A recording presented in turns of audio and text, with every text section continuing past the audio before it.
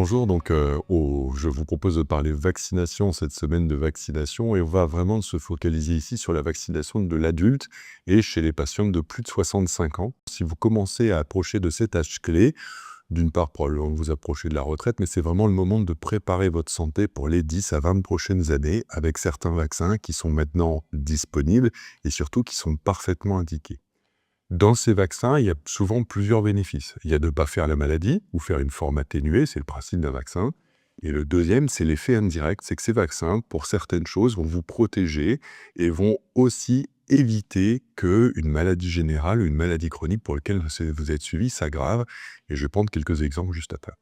Donc si vous êtes aux alentours de 65 ans, c'est le moment de penser déjà à votre diphtérie, tétanos, polio, parce que la tétanos, le risque, il est tous les jours. Et généralement, le rappel de 45 ans, on l'a complètement loupé. Et donc, c'est le moment de le faire un rappel. Où est-ce que vous allez aller pour ça? Bien sûr, il y a votre médecin traitant avec qui vous pouvez prendre rendez-vous, pour en parler d'ailleurs à n'importe quel médecin que vous rencontrez.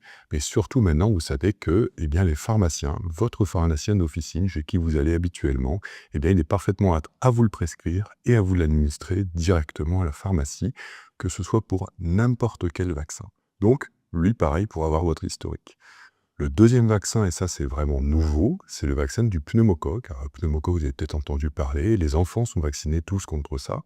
Et en fait, le pneumocoque, c'est la première cause d'infection respiratoire bactérienne.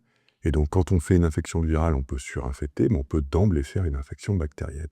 C'est un vaccin hyper facile, c'est une seule injection. Elle peut être faite en même temps que le tétanos, en même temps que la grippe, en même temps que n'importe quel autre vaccin, que le Covid par exemple, ou même que le vaccin Zona.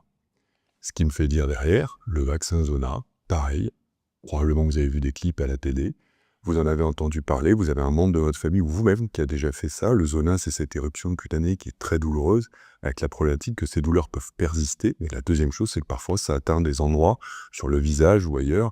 Et je prends l'exemple du zona ophtalmique qui peut clairement endommager l'œil de façon définitive. Le vaccin Zona, pareillement, l'âge clé maintenant d'indication, c'est 65 ans et il peut être fait en même temps que les autres.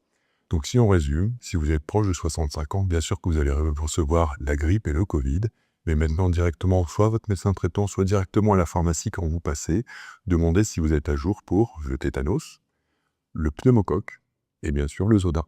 Je vous remercie.